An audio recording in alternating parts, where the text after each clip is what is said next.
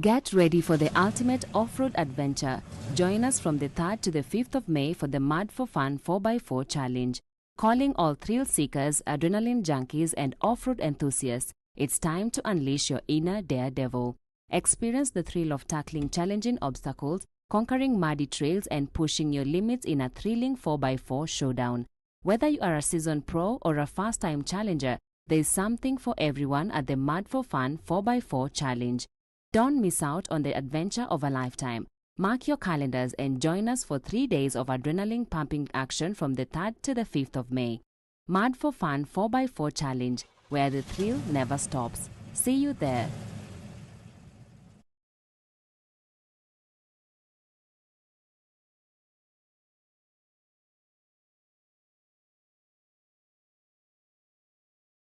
And off-road enthusiasts. Off-road adventure. Join us from the 3rd to the 5th of May for the Mud for Fun 4x4 Challenge. Calling all thrill seekers, adrenaline junkies, and off-road enthusiasts, it's time to unleash your inner daredevil. Experience the thrill of tackling challenging obstacles, conquering muddy trails, and pushing your limits in a thrilling 4x4 showdown. Whether you are a seasoned pro or a first-time challenger, there is something for everyone at the Mud for Fun 4x4 Challenge. Don't miss out on the adventure of a lifetime. Mark your calendars and join us for 3 days of adrenaline-pumping action from the 3rd to the 5th of May. Mud for Fun 4x4 Challenge, where the thrill never stops. See you there.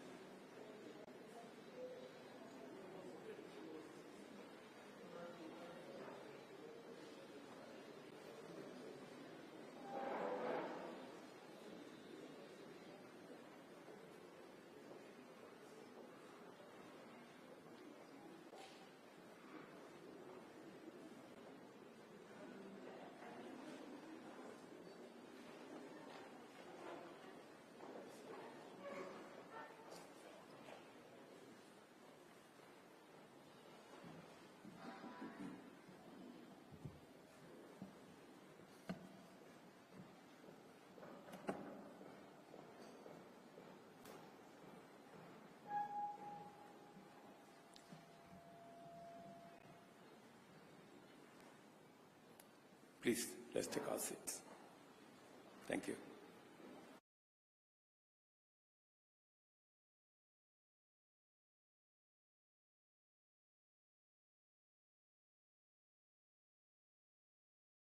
Persistent torrential rain has unleashed devastating floods, which have claimed 210 lives as of today. It has also caused injuries to many more and wreaked havoc on property, infrastructure, and livelihoods. No corner of our country has been spared from this havoc. The reopening date of our schools after the April holidays, which was scheduled for Monday this week, has had to be varied. Transportation has become challenging in many parts of the country due to flooded and damaged roads and bridges, and the threat of ravaging rivers and overflowing dams in downstream regions is immense. Water volumes in the Seven Forks Hydroelectric Power Dam have hit historic highs, with Masinga and Kiambere dams already spilling over through the managed spillways and threatening to overflow into neighboring settlements and causing devastation downstream in Garissa and Tana River counties. Sadly, we have not seen the last of this perilous period, as the situation is expected to escalate. Meteorological reports paint a dire picture. The rains will persist, increasing both in duration and intensity for the rest of this month and possibly after. The Meteorological Department and the IGAD Climate Prediction Application Center have issued a stark warning. Kenya may face its first ever cyclone. This cyclone, named Hidaya, could hit any time and is predicted to cause torrential rain, strong winds, and powerful and dangerous waves, which could potentially disrupt marine activities in the Indian Ocean and settlement along the Kenyan coast. Our country must act decisively and swiftly to mitigate the devastating impacts of the present crisis and protect life and property. The loss of human life, displacement of people, and destruction of property has been most profound within fragile ecosystems, on which the government has taken the following steps. First, the government has mapped out 178 dam and water reservoirs situated within public and private lands in 33 counties, which are already full and present imminent danger to adjacent settlements and people. Second, areas prone to landslides and mudslides in various counties have been identified as high-risk areas from which the adjacent settlements have to be evacuated. Third, relocation notices have been issued to all persons living in unplanned settlements within riparian reserves along rivers, streams, and other water courses. Acknowledging the gravity of this unfolding situation, the Cabinet has met 3 times over the last 10 days to provide leadership on a whole-of-government response to this crisis. To support disaster response and mitigation efforts across the country, the Treasury has been directed to provide adequate resources and work with other development partners to provide for the purchase and supply of food, medical, and other non-food items. County security committees are directed to determine on a case-by-case basis the radius that shall constitute the scope of the area subject to evacuation and mandatory relocation that has already been pronounced. The county security committees are further directed to continuously monitor other dams and water reservoirs across the country that may not be presenting a risk now, but could do so in the event of further precipitation. The Kenya Defence Forces and the National Police are directed to deploy resources, personnel, and equipment for carrying out coordinated public safety and risk mitigation operations in as many parts of the country as they have installations. Security agencies are further directed to enlist the support of the National Youth Service and work with the National Government Administration officers to respond to this emergency, including ensuring timely, orderly, and human evacuation of all persons at risk. Cabinet secretaries will spearhead disaster response and mitigation efforts across the country, and to this end, ministries, departments, and agencies are directed to work closely with the National Disaster Operations Center and security agencies to ensure the whole-of-government approach to the management of the prevailing crisis. The government, working with stakeholders, has put in place adequate measures to provide temporary shelter, as well as food and non-food essential supplies. The ministry responsible for special programs is directed to work with development partners and relevant humanitarian organizations to mobilize adequate food and non-food supplies to support all affected persons in every part of the country. The Ministry of Agriculture and Livestock Development, through the National Cereals and Produce Board, is directed to make available food supplies in government stores to support this effort. The Ministry of Health is directed to work with development partners, including the World Health Organization, AMREF, Red Cross, UNHCR, World Food Programme, and other relevant humanitarian agencies to mobilize resources and logistical support to avail essential drugs, food, and other medical supplies to those affected. The Ministry of Interior is directed to coordinate the relocation and evacuation of the affected members of the public, identification of sites for temporary shelter for displaced persons, and supervise the overall support program. The Ministry of Education is directed to postpone the dates of reopening of all schools in the country for the second term until further notice. Members of Parliament are requested to reorganize the CDF allocations to prioritize reconstruction of school infrastructure that has been damaged as a result of the floods ravaging the country.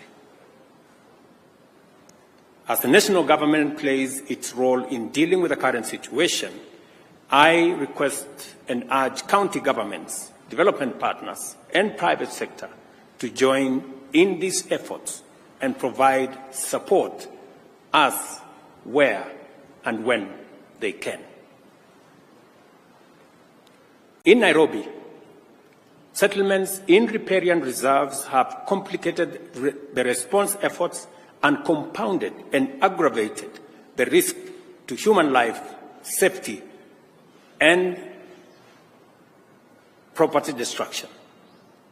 The Ministry of Interior is hereby directed to enforce the relocation notices issued earlier upon their expiry at 6:30 p.m. today. We appreciate and thank members of the public who are already cooperating with government on the evacuation and relocation effort that is underway. I want to mention specifically citizens in different parts.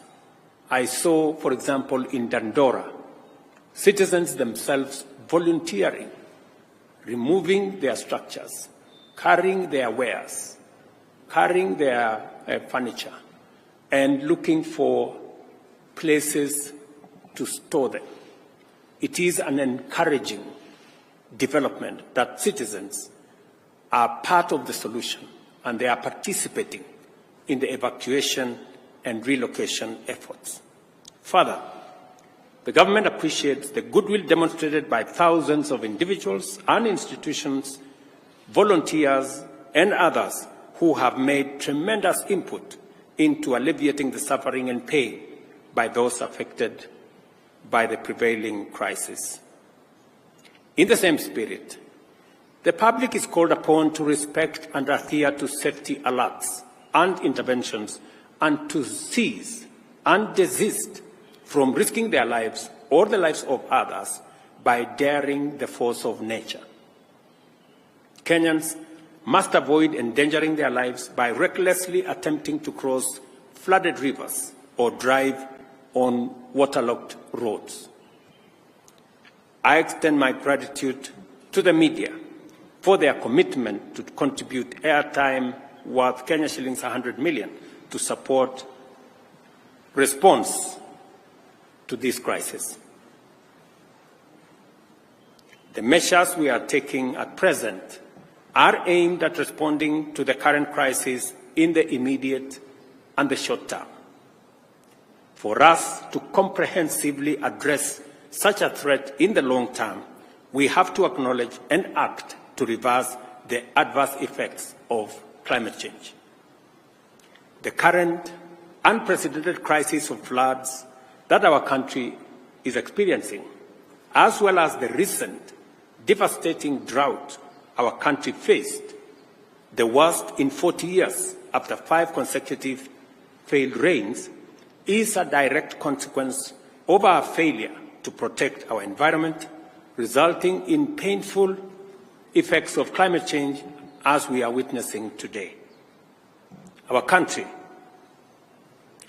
will remain in this cyclical crisis for a long time unless and until we confront the existential threat of climate change. Our climate action agenda is informed by the sad reality that our country's future remains under threat until we restore our degraded ecosystems, including forests, rivers, and wetlands. We must therefore remain committed to confront this existential challenge and do it head-on. It is imperative for us to prioritize environmental conservation efforts and implement aggressive reforestation and wetland restoration programs. Scientific evidence indicates that restoring our natural habitats is our best defense against escalating weather extremes. To this end, I urge you, fellow citizens, to sustain and intensify your positive response to the ecosystem restoration agenda, which aims to grow 15 billion trees nationwide within the next 10 years. This year's program on climate action agenda will be made public in the coming days. The Ministry of Environment and Climate Change and Forestry is hereby directed to immediately expedite the implementation of the Ecosystem Restoration Program and work with all ministries, departments, and agencies and other stakeholders to provide a whole of government, whole of society, whole of nation program. In the face of daunting challenges, immense threats, and unprecedented hazards, our nation has never faltered. The people of Kenya always stand with one another and work together to overcome adversity. We are called upon once again to join hands in this critical juncture and support each other until this season passes, and afterwards, in all endeavors to secure a sustainable future for generations to come. Together, we will win the war against climate change, and also we will build a resilient nation. Thank you very much. God bless you, and God bless our great nation, Kenya. Asanteni sana.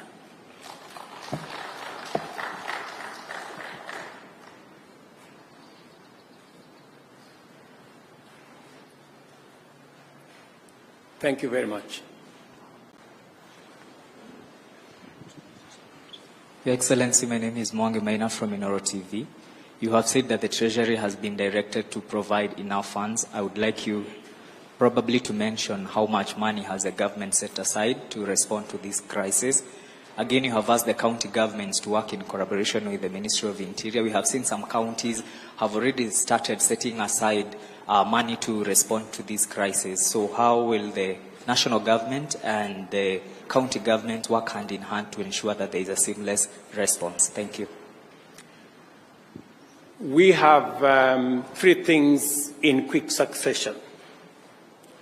Treasury has been mobilized to, number one, prioritize disbursements to counties to make sure that counties have the necessary resources to deploy intervention to manage this crisis. Number two, we have also directed Treasury to provide resources to our NGCDF and members of Parliament to prioritize the reconstruction of school infrastructure that has been destroyed by the floods. Number three, we have also directed the Treasury, working with the Ministry of Roads and Infrastructure and our military, to provide resources for roads, bridges, and other travel infrastructure that has been destroyed by the roads, by the floods. And we have asked Treasury to work with the resources they have, engage with development partners, and we are also encouraging the private sector to step forward. In fact, private sector persons, individuals, and organizations who wish to contribute to this national effort, the Office of the Deputy President will coordinate that effort, and additional information on how citizens, private sector individuals, private sector institutions can participate in this exercise will be issued by the Office of the Deputy President.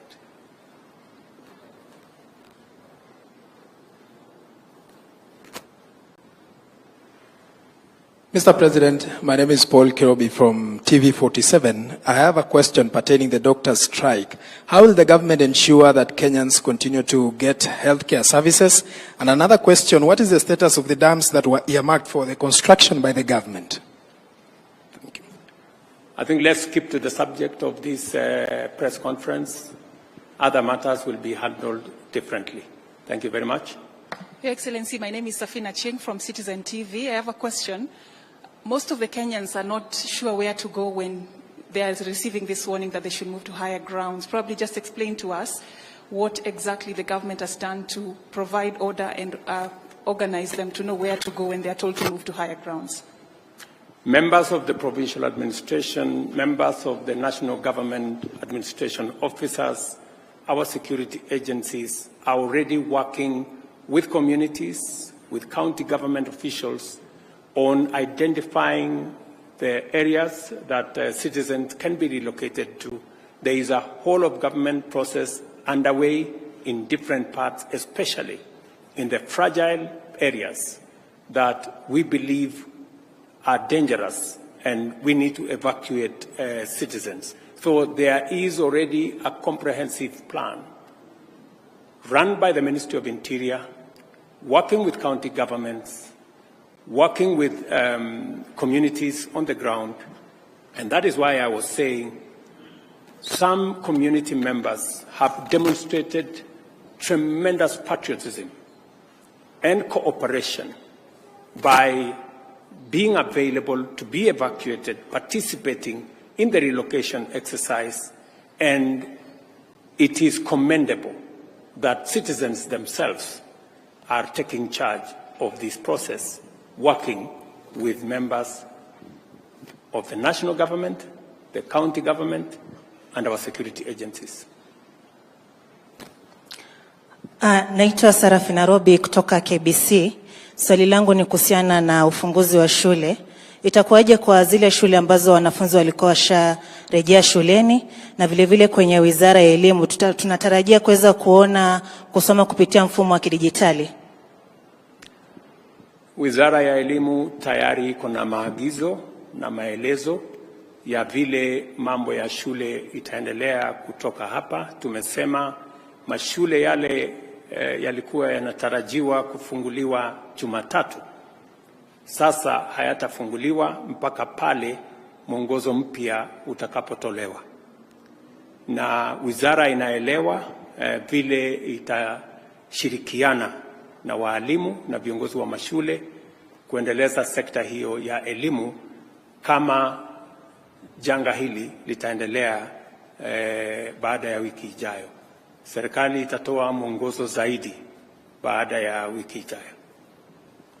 Thank you very much. God bless you. See you next time.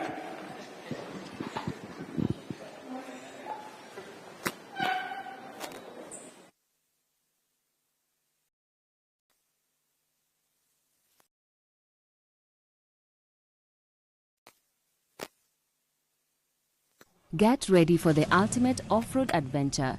Join us from the 3rd to the 5th of May for the Mud for Fun 4x4 challenge. Off-road enthusiasts, it's time to unleash your inner daredevil. Experience the thrill of tackling challenging obstacles, conquering muddy trails, and pushing your limits in a thrilling 4x4 showdown. Whether you are a seasoned pro or a first-time challenger, there is something for everyone at the Mud for Fun 4x4 challenge. Don't miss out on the adventure of a lifetime. Mark your calendars and join us for 3 days of adrenaline-pumping action from the 3rd to the 5th of May. Mud for Fun 4x4 Challenge, where the thrill never stops. See you there. Get ready for the